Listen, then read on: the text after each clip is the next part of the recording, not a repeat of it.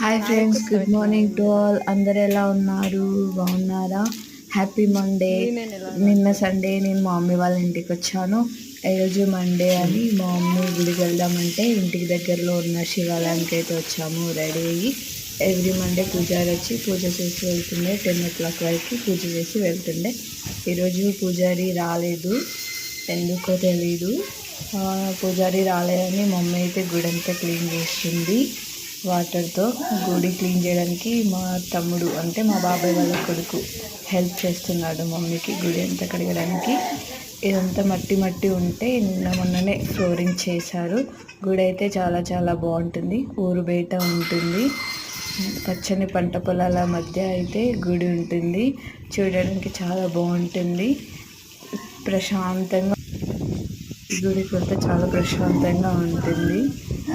మన విషయాన్ని ఇక్కడైతే కూర్చోబెట్టాము. వదిలిపెడితే వాడు వాటర్లో ఆడుకుంటాడని ఇక్కడ కూర్చోబెట్టాము వాడిని. ఓకేనా ఫ్రెండ్స్?